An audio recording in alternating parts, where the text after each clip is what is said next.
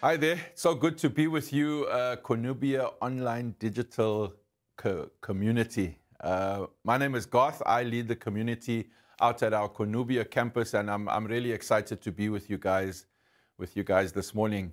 And let's just dive into it, because there's so much I want to say, so much I want to share, and I just hope that it resonates with your heart at the end of the day.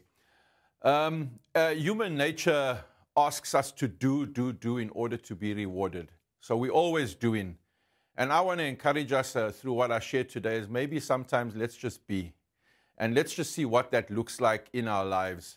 We're in a series called How's That Working Out For You? And today I'm saying we work hard, it'll work out for you. And the question is, how's that working out for you? So let's just look at what Paul says to the church in Galatia. He starts out like this: "O foolish Galatians, who has cast an evil spell on you? For the meaning of Jesus Christ's death was made as clear to you as if you had seen a picture of his death on the cross. Let me ask you this one question," he says. "Did you receive the Holy Spirit by obeying the law of Moses? Of course not. You received the Spirit because you believed the message you heard about Christ. How foolish can you be," he says. I love his language. How foolish can you be? After starting your new lives in the Spirit, why are you now trying to become perfect by your own human effort? Have you experienced so much for nothing?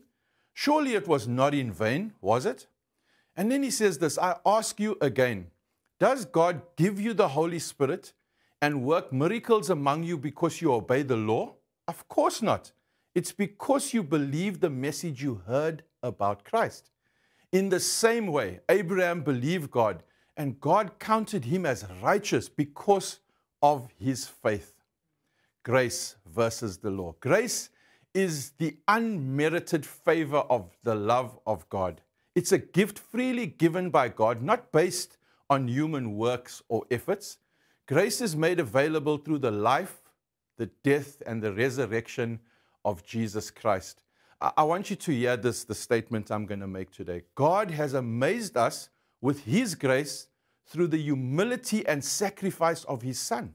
Let me say that again. God has amazed us with his grace through the humility and sacrifice of his Son.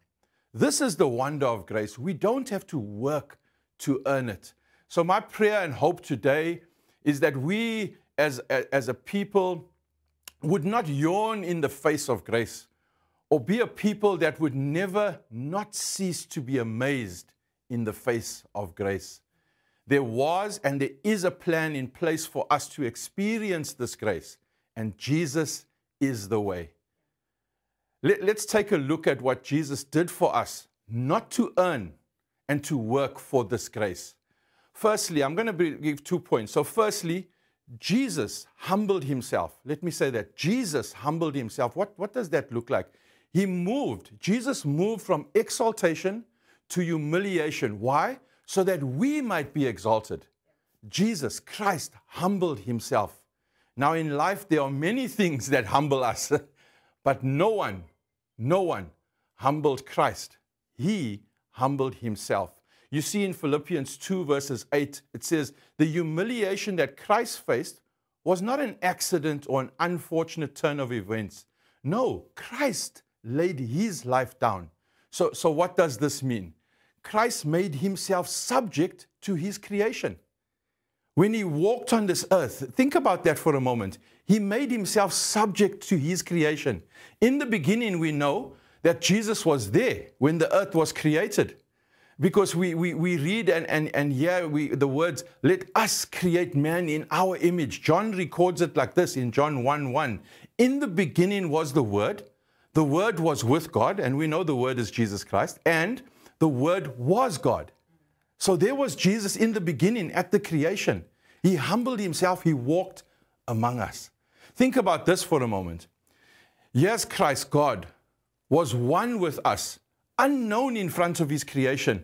Don't we walk around almost with an air of, "Do you know me?"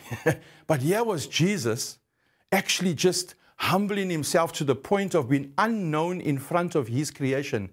He was not recognized to the point of even being called a demon.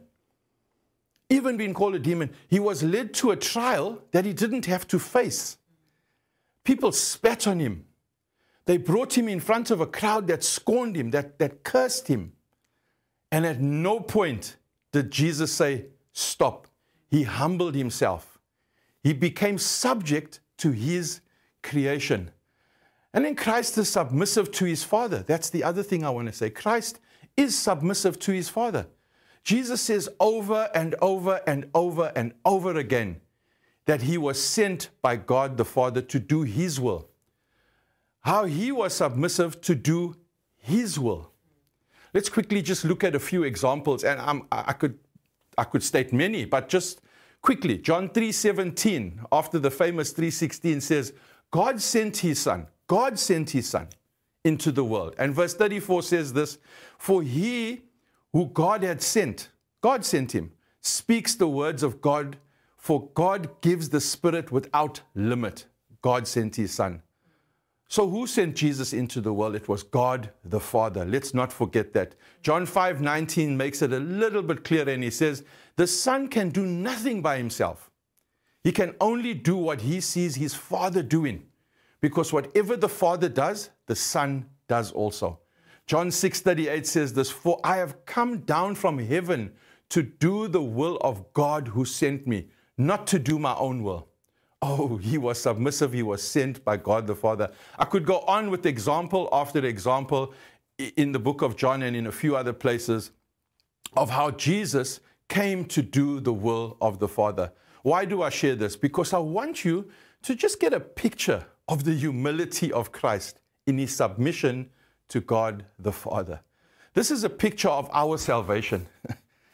That Jesus died on a cross for our sins because he was sent to the ultimate plan of redemption from God the Father. So you might ask, what am I saying here? So this is the point I'm trying to get across. Jesus was made subject to his own creation, and then he was submissive to his Father. Submissive to his Father.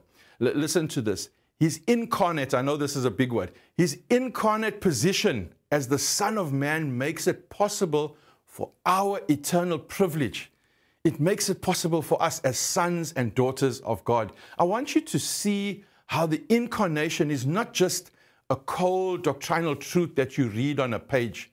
Because of his position in the incarnation, because he went from exaltation to humiliation, he enables us, you and I, to be exalted with the eternal privileges of being called sons and daughters of God. 2 Timothy chapter 2, 11 and 12 says this, if we die with him, we will also live with him.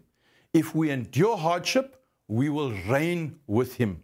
So number one, Jesus humbled himself. And then my second point is this. He went from life to death so that we might live. He humbled himself and then he went from life to death so that we might live. In Philippians 2:8, it says this, and being found in appearance of man, he humbled himself and became obedient to death.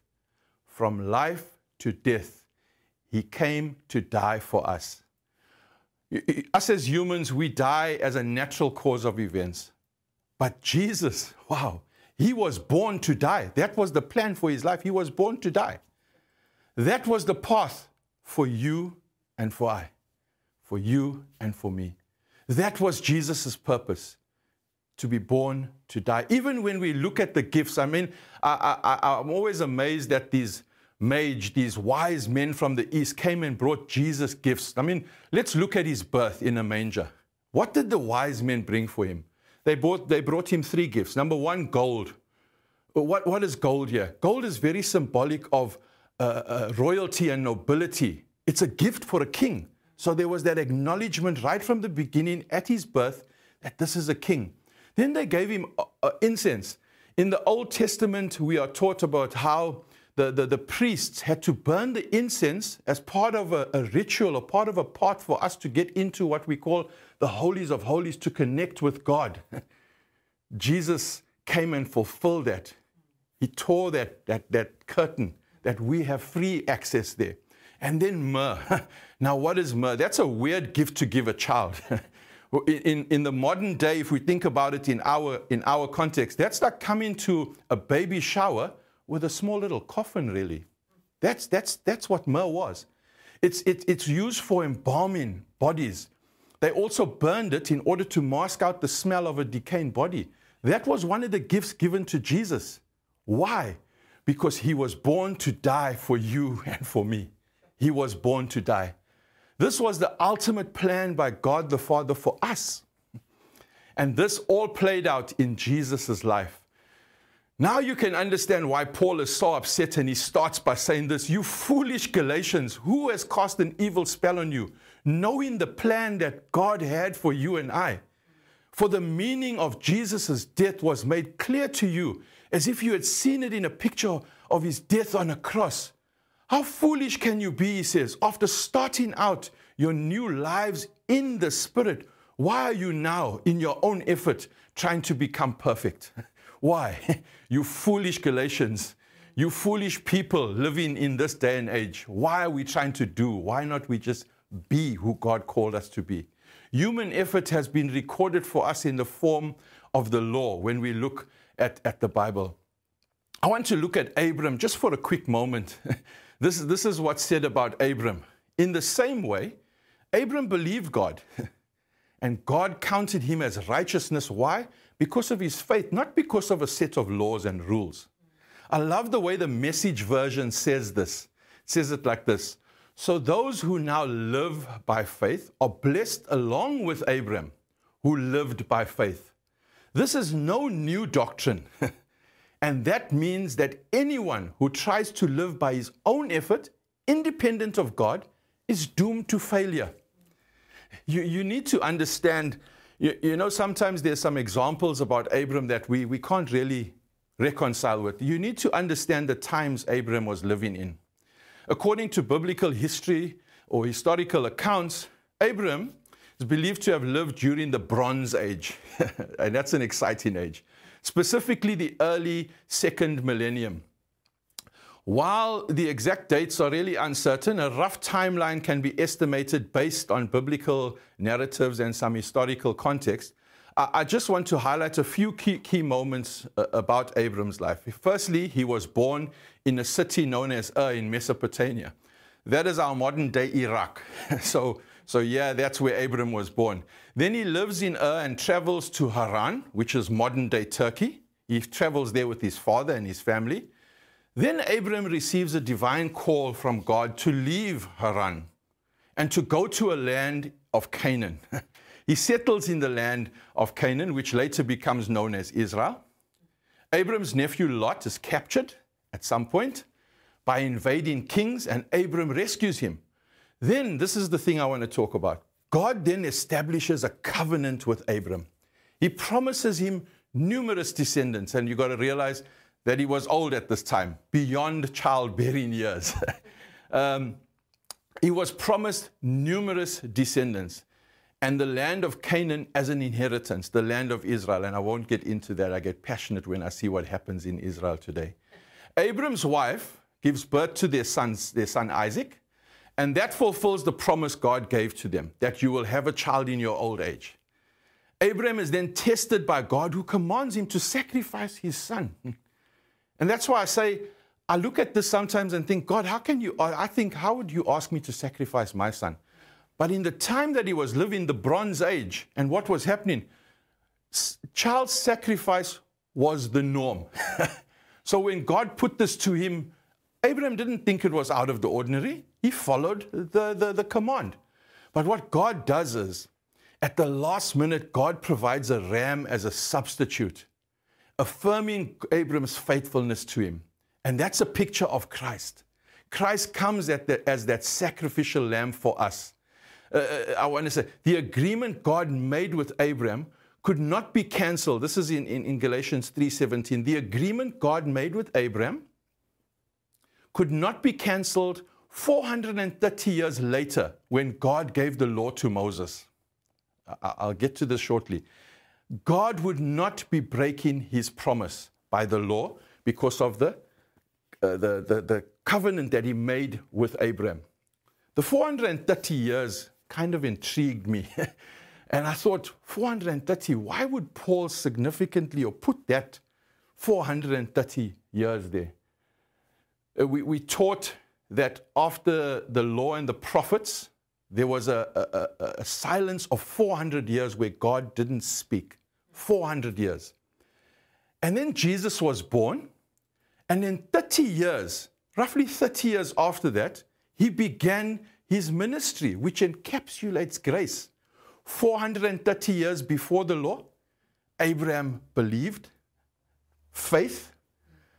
430 years afterwards, Christ was born, grace. Law, the law, is bookmarked between faith and grace. Yeah. Faith and grace. The law was not abolished by Jesus. No, it wasn't. It wasn't. The law was fulfilled. Jesus came to show us, guys, human effort, you're going to fail. It's going to be hard. It's not going to be easy. But this is where Paul says, hey, Abraham, it was counted to him as righteousness, his faith in God. And then Jesus' life and death and resurrection, the grace that we receive through that act. Holding on to practices and rituals of our old life and forcing them onto ourselves sometimes and onto others. Is this true freedom in Christ? I'm asking you. Did Jesus Christ's death put us under the law? Did it put us under the law? No. I always say this. I grew up eating bacon. My grandfather owned a butchery. Why then, when I received the call of Christ on my life to serve him, why would someone want to impose a law which was not for me onto someone else? No, he died to fulfill the law and set us free, whether we're Gentile or whether we were Jew. And that's what was happening in Galatia here, is that the Jewish Christians were saying to the Gentiles that were coming to Christ, in order to be true Christians, you need to follow this law. But no, Jesus came to say, no longer. Jesus' death, can I say this? His death and resurrection cannot be in vain, that we start putting effort into it. It just cannot be in vain. When you get the brevity and the reality of what Jesus did for us, it cannot be in vain. I want to close our time this morning by reading through a portion of Scripture later on in Galatians, what Paul has to say.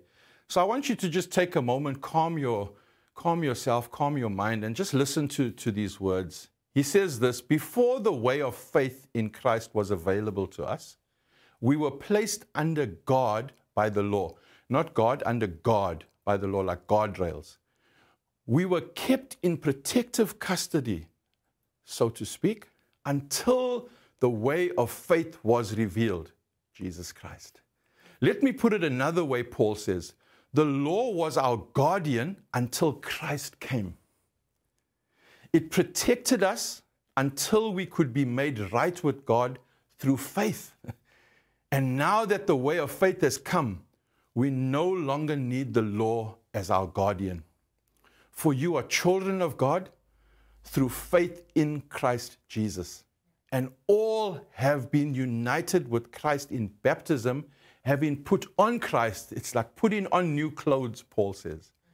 So to put it like this, why would you take these clothes off and be naked? We've put on Christ.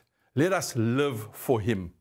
Let us not want to always do for recognition. Just be who God called you to be. Abraham, Jesus, the law.